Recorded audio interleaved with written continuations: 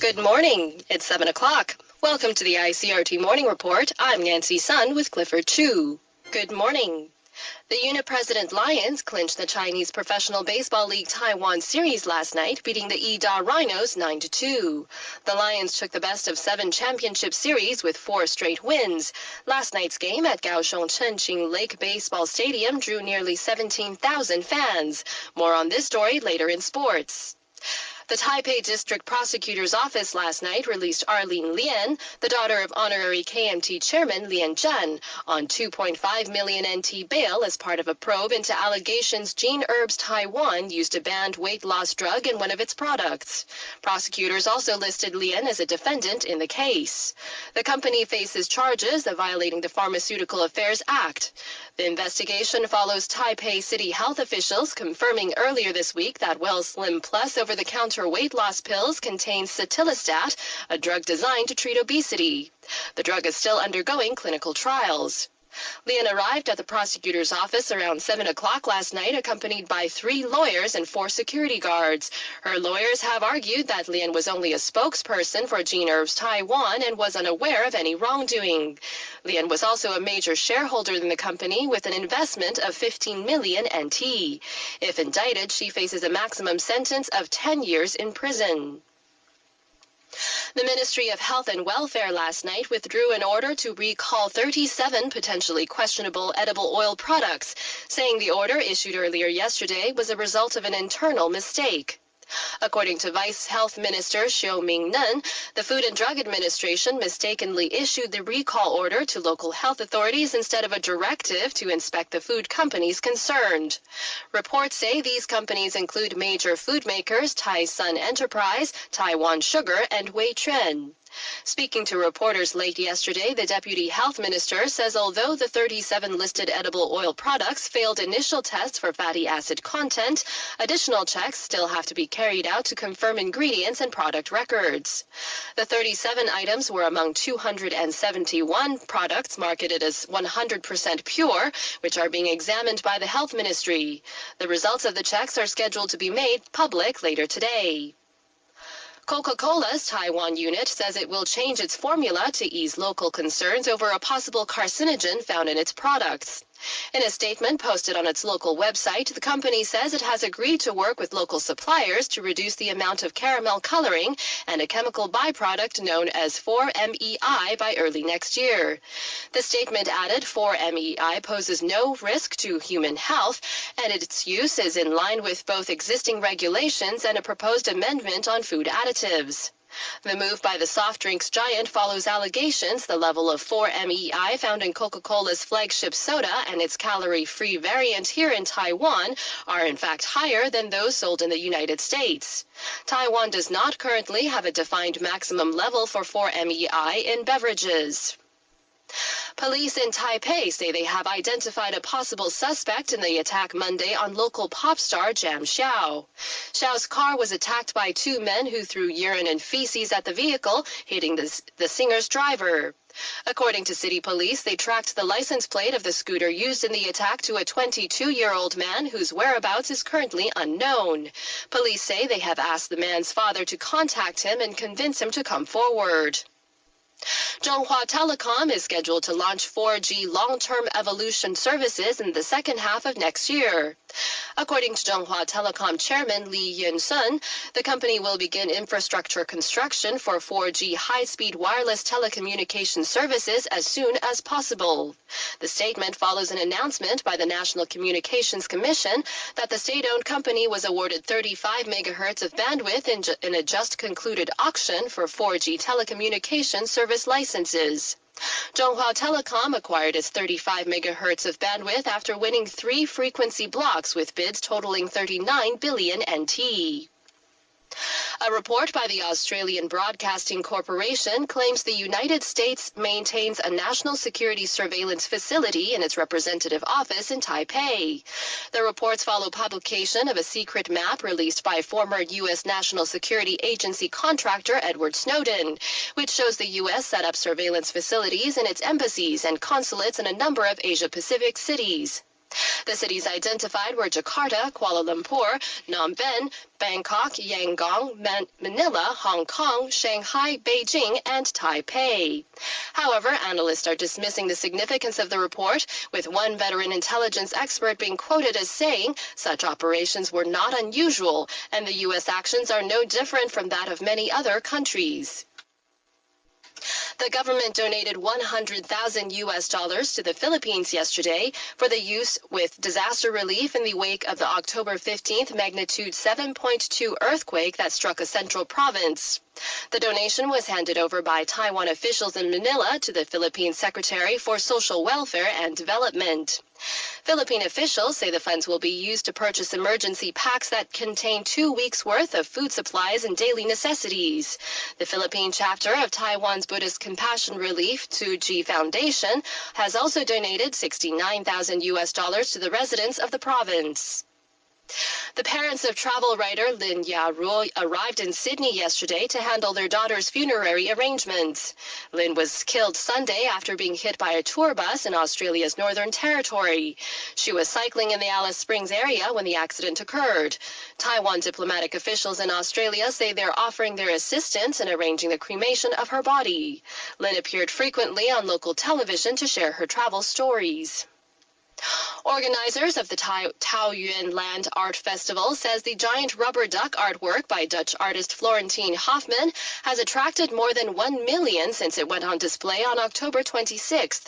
The inflatable rubber duck art installation is the centerpiece of the festival, which is taking place in Xingwu Township.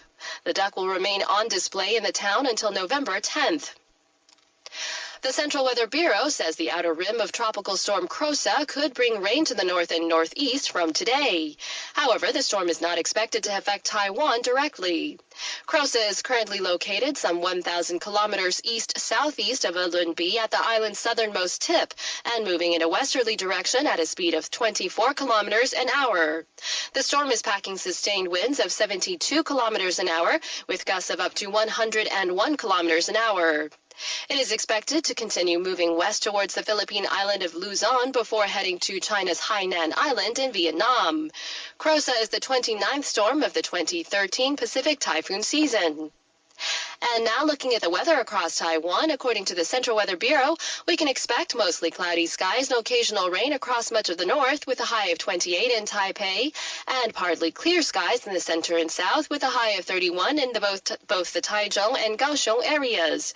Current temperatures now, Taipei 23, Taichung 20, and Kaohsiung 23. In international news, U.S. President Barack Obama's health secretary has been forced to apologize to the American people over the bungled rollout of his administration's health care reforms. Grilled by U.S. lawmakers, Kathleen Sebelius has vowed to fix the ongoing problems with the government-run health insurance websites, which was supposed to register 7 million uninsured Americans in the first year. From Washington, Nina Maria Potts reports. An apology from America's health chief direct to the American people over the messy rollout of what was meant to be one of President Barack Obama's main legacies, healthcare reform. Kathleen Sebelius said sorry, then denied that the main vehicle for insuring the uninsured, the federal and state-run insurance websites, had crashed. She said they were slow, but the problems would be fixed. In a testy exchange with U.S. lawmakers, she declined to provide data on how many Americans had tried to enroll. I don't want to turn over anything that is not confirmed and reliable, and that's what we'll do. Well, but that data out there exists. And sir, I would tell you right now, it is not reliable data. Kathleen Sebelius did say the buck stopped with her and that the American people deserved better. But polls show the public is still deeply frustrated with and confused by Obamacare. For ICRT News in Washington, I'm Nina Maria Potts. Meanwhile, President Obama says he takes full responsibility for the healthcare website failings. Despite acknowledging the issues, the president remains confident in the strength of the Affordable Care Act. Rebecca Foster has more from Washington. The president spoke from Boston just hours after his health secretary, Kathleen Sebelius, apologized for the botched rollout. There's no denying it. Right now, the website is too slow. Too many people have gotten stuck. And I am not happy about it. So there's no excuse for it. And I take full responsibility for making sure it gets fixed ASAP. President Obama also discussed measures of the act, reassuring the public that Obamacare works for their benefit and does not limit their options. Republicans have long been singing a different tune about the president's health care reforms, and the failings of healthcare.gov have only added fuel to their fire. Those involved with the running of the website have assured the public that all issues will be fixed shortly. For ICRT News in Washington, I'm Rebecca Foster. Also in the U.S., key lawmakers have opened new budget talks on an optimistic note, despite the partisan gridlock that led to a 16-day government shutdown. AP White House correspondent Mark Smith has more. House Budget Committee Chairman Paul Ryan says these talks won't solve all the disputes, but can make a good start. The bar is pretty low right now. Let's see if we can clear it. He and his Senate counterpart, Patty Murray, agree the goal's not any kind of grand bargain, but a modest accord scrapping this year's damaging across-the-board budget cuts. The question is no longer whether sequestration should be replaced, but how. But just 11 weeks from the next shutdown deadline, there were also ominous signs. Murray demanding tax loophole closing as part of any deal, while Ryan warned if the talks become an argument about taxes, they're going nowhere. Mark Smith, Washington. A German delegation of officials is in Washington for talks following claims that the U.S. National Security Agency monitored Chancellor Angela Merkel's mobile phone. The Chancellor's foreign policy advisor and Germany's intelligence coordinator will hold talks at the White House. The head of U.S. intelligence has defended the monitoring of foreign leaders as a key goal of operations. In related news, the head of Spain's intelligence services will give a closed-door briefing to a parliamentary committee about allegations that Spain was also a target for surveillance by the NSA. Up to now, Spain has insisted it is not aware of any U.S. spying. Spain's prime minister says such activity, if confirmed, is inappropriate and unacceptable between partners. A recent report from the European Council Security Office says Russia may have spied on the participants of the G20 summit held in St. Petersburg in September. Souvenir USB keys and cables offered to the guests apparently could have been used to gather information. Russian authorities deny the reports, calling it an attempt to divert attention from the U.S. spying scandal ravaging relations between Washington and its allies. British newspaper and magazine publishers have lost a bid to secure an injunction stopping a charter on new press regulations. Ministers are going to the Privy Council to seek approval from the Queen for the Royal Charter in the wake of a UK phone hacking scandal and recommendations from the subsequent inquiry. More from UK correspondent Natalie Powell. Where the proposals differ are in the amendments to the charters. For the politicians, this would be done through a two-thirds majority in Parliament, whereas the other would need industry-wide approval for changes to be made. London's High Court has stopped newspaper groups from blocking the Minister's Royal Charter on UK press regulations and dismissed an application for judicial review. The newspaper industry argued that the Privy Council's decision to reject its own proposals for a rival charter were unfair and unlawful. They say they will now take their case to the Court of Appeal. Some in the media believe a regulatory body governed by Parliament could lead to politicians encroaching on press freedom. But judges at the High Court ruled that there was strong public interest in allowing the Privy Council to consider the government's charter. For ICRT News in London, I'm Natalie Powell. Israel announced plans yesterday to build more than 1,500 homes in a Jewish settlement in East Jerusalem and the West Bank. The construction plans drew angry condemnations from Palestinian officials who accused Israel of undermining the U.S.-led talks by expanding settlements on the lands where they hope to establish an independent state. UN Chief Ban Ki-moon also condemned the Israeli decision, and Washington says it would not create a positive environment for negotiations. Israel has freed 26 Palestinian prisoners yesterday as part of a U.S.-brokered agreement to restart the talks. The construction was meant to blunt anger over the release of the prisoners, all of whom have been convicted of murder in the deaths of Israelis. Police have entered Al-Azhar University in the Egyptian capital of Cairo to disperse students protesting in support of ousted President Mohamed Morsi. The Interior Ministry says it responded to a request for help from university authorities. Pro-Morsi students have been holding protests at the campus for weeks. Officials at the university say the protesting students have ransacked university offices before police intervention. Photos from the scene show damage to the buildings and anti-military graffiti sprayed on university city walls. There were reports that some of the students had been arrested, although it was not clear how many.